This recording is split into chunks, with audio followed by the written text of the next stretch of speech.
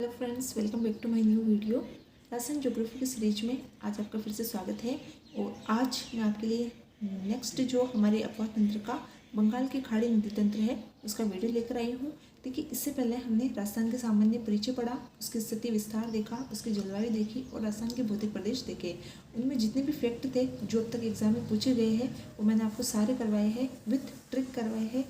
अगर अभी तक आपने वो वीडियो नहीं देखे तो पहले जाकर वो वीडियो देखना, मुझे उम्मीद है आपको पसंद आएंगे। ठीक है, आज हमारा जो रहने वाला है वो है बंगाल की खाड़ी नदी तंत्र। ये अफवाह तंत्र का आज लास्ट वीडियो है और उसके बाद हम नेक्स्ट जितनी भी सिंचाई परियोजनाएं हैं, जितने भी बांध है और जितनी भी परियोजनाएं हैं वो सारे नेक्स्ट वीडियो में देखेंगे। ठीक है, चलिए स्टार्ट करते हैं बंगाल की खाड़ी नदी तंत्र। देखिए, अगर हम नदियों की दृष्टि से देखें, यानी कि नदियों की जाल जो है उस दृष्टि से देखें तो बंगाल की खाड़ी नदी तंत्र इस दृष्टि से सबसे बड़ा नदी तंत्र है। ठीक है, क्योंकि इसकी अनेक सहायक नदियाँ हैं, जैसे कि प्रमुख जो नदी है बाणगंगा है, चंबल है और बनास है।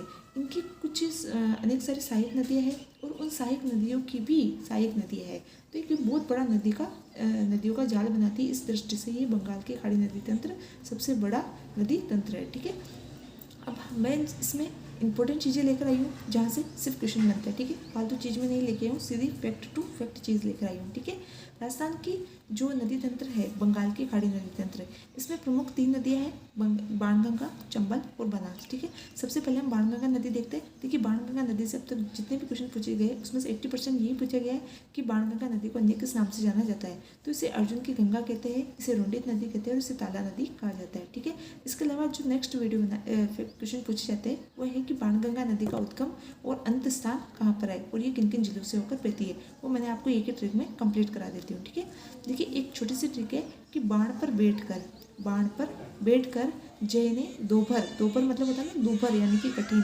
तो बाण पर बैठकर जय ने दोपहर फतेह की, यानी कि बाण पर बैठकर जय ने दोपहर फतेह की, बहुत ही कठिन फतेह की। बाण से हो जाएगा बाणगंगा, पेट से हो जाएगा ये बैराट की पहाड़ी से निकलती है। ठीक है, विराट पहाड़ी से ये निकलती है। ठीक है, उसके बाद में ये जयपुर में बहकर, दौसा में बहकर, भर से भरतपुर में बहकर फतेहाबाद जो आगरा में है वहाँ पर यमुना के अंदर मिल जाती है। ठीक है, इससे बाहर आपका कोई क्वेश्चन बाणगंगा से नहीं जाएगा। ठीक है, इस पर एक इसके रिलेटेड पूछा जाता है। देखिए, एक नदी है गंभीर नदी, एक है गंभीर नदी। देखिए, वो बहुत सारे बुक्स में मैंने देखा उसको इसकी सहायक नदी बता रखा है, लेकिन वो इसकी सहायक नदी नहीं है, वो भरतपुर में इसके पास से होकर निकलती है। ठीक है, और इस गंभीर नदी के ऊपर एक बांध बना हुआ है, अजान बांध, जो कहाँ पर है, भरतपुर के अंदर है। वो फैक्ट मैं आगे बता दूंगी आपको, लेकिन वो इसकी सहायक नदी नहीं है। बहुत सारे देखा है मैंने फैक्ट में कि वो इसकी सहायक नदी है, तो वो इसकी सहायक नदी नहीं है, वो अलग से है, इसलिए मैंने इसके अंदर नहीं बताया है। नेक्स्ट है चंबल नदी। देखिए, चंबल नदी से जो इंपॉर्टेंट फैक्ट है, सबसे पहले तो हम चंबल नदी जो है इसका उद्गम, मतलब इसकी जो सहायक नदी है वो देख लेते हैं। सबसे बड़ी बात, इसको कहते हैं चरणावती नदी, तो इसको कामधेनु नदी भी कहा जाता है। तो ये इसके अन्य नाम हो गए। ठीक है, और चंबल नदी जो है इसके ऊपर चित्तौड़ के अंदर एक चूलिया जलप्रपात बना हुआ है। मैंने आगे और जितने भी जलप्रपात है राजस्थान के वो भी लिख दिए। इसमें आपको चंबल नदी के साथ ही याद रखना है, चंबल से हो जाएगा जैसे चंबल, जैसे चूलिया और जैसे चित्तौड़। ठीक है, चंबल नदी की जो प्रमुख नदियाँ हैं, सहायक नदियाँ, उनकी ट्रिक देख लेते हैं कि चंबल में पाका कुबाब मिला, चंबल में पाका यानी कि पका हुआ कुबाब मिला। कबाब याद रख सकते हैं, कुबाब याद रख सकते हैं। ठीक है, देखिए, चंबल में पहली नदी है मेज। वैसे तो देखिए, मेज नदी जो है वो कुराल जो नदी है उसकी सहायक नदी है, लेकिन फिर भी कभी कभी मैंने क्वेश्चन देखा है कि सीधा पूछ लेते हैं कि इनमें से कौन सी सहायक है या नहीं है, वहाँ पर मेज और कुराल एक साथ दिए हुए। ठीक है, तो मेज इसकी सहायक नदी है, पा से पार्वती, का से कालीसिंध, कु से कुराल और कु से एक और है कुनौर, इसे कुन्नू भी कहा जाता है, कुनौर, और बा से बामनी हो जाएगी और बै से बनास हो जाती है। ये चंबल की सहायक नदियाँ हैं। ठीक है, आपसे ये नहीं पूछा जाएगा कहाँ से निकलती है, कहाँ जाती है। ठीक है, आजकल जो क्वेश्चन पूछे जाते हैं सीधे कि निम्न में से कौन सी सहायक है, कौन सी नहीं है। ठीक है, बनास नदी जो है, बनास नदी की सहायक नदियाँ जो है, देखिए, सबसे पहले तो मैं याद करवा दूँ कि बनास जो है किन किन जिलों से होकर निकलती है, कहाँ से निकलती है और अंत में कहाँ पर जाकर ये चंबल के अंदर मिलती है। तो पहले इसकी छोटी सी ट्रिक है, चंबल की भी मैंने बनाई है, आगे बता दूंगी आपको। बनास नदी का एक ट्रिक है कि बनास का खेराज, आप इस खे को भी छोड़ दीजिएगा, कि बनास का राज जो है वो चित है, ठीक है, भला है और अटूट सा है। कि बनास का राज चित है, भला है और अटूट सा है। बनास से बनास नदी हो जाएगी, खेराज या राज से याद रखिएगा, खे से खमनौर और राज से राजसमंद हो जाएगा, यानी कि राजसमंद के अंदर खमनौर की पहाड़ी, मतलब खमनोर की पहाड़ी जो राजसमंद है यहाँ से नदी का उद्गम है।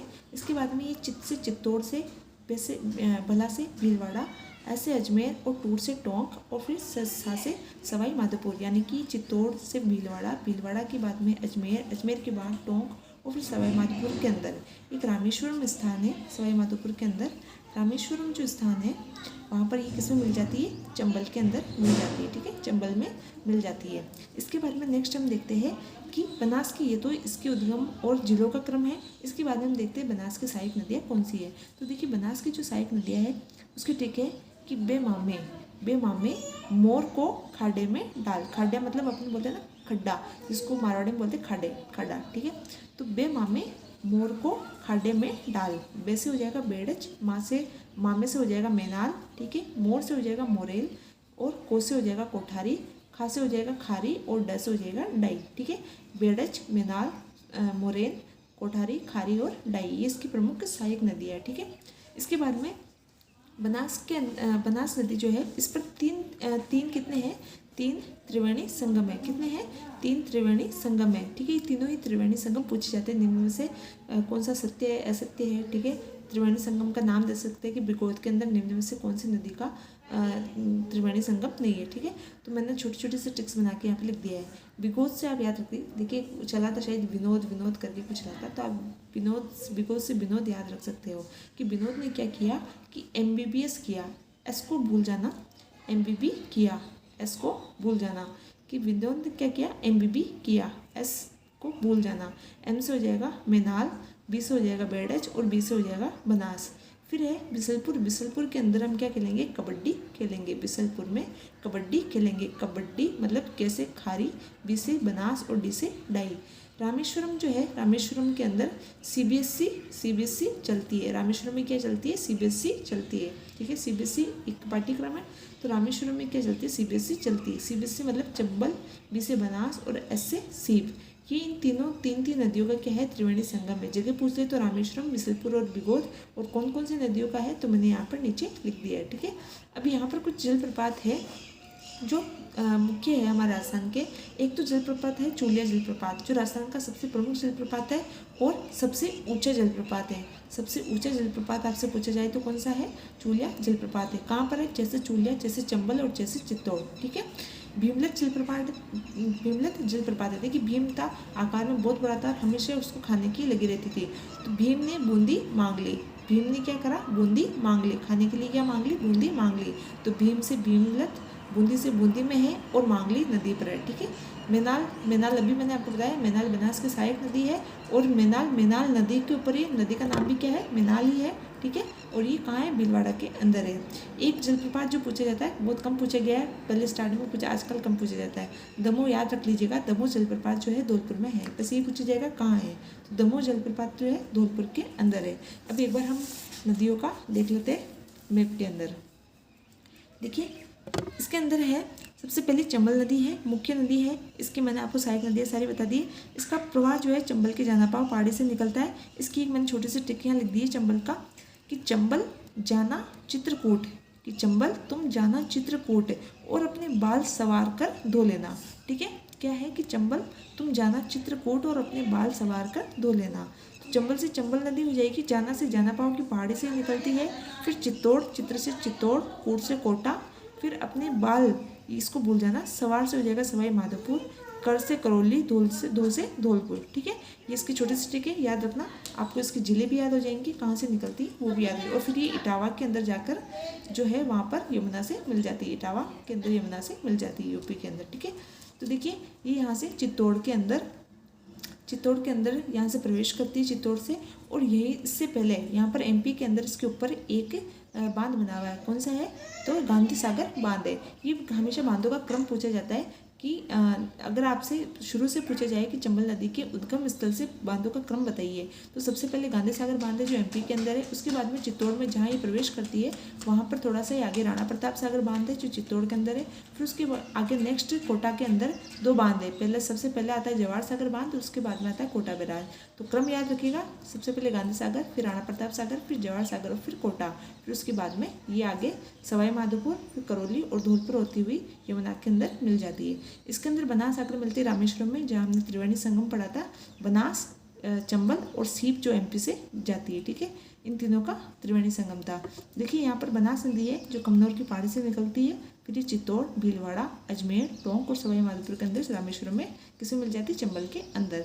और इसकी जो त्रिवेणी संगम है यहाँ पर बिकोद, भीलवाड़ा के अंदर मेनात, बेड़च और बनास का त्रिवेणी संगम मिलता है। यहाँ पर खारी, डाई और यहाँ पर बनास का बिसलपुर के अंदर त्रिवेणी संगम है, ठीक है। बाणगंगा जो नदी है बेराट की पहाड़ी से निकलती है, दौसा और भरतपुर होती हुई यमुना में मिल जाती है। अब दो चीज़ें हैं जो बहुत ज़्यादा कंफ्यूज पैदा करती है कि देखिए दो, एक तो गंभीरी और एक गंभीर। देखिए गंभीरी है, ये गंभीर है।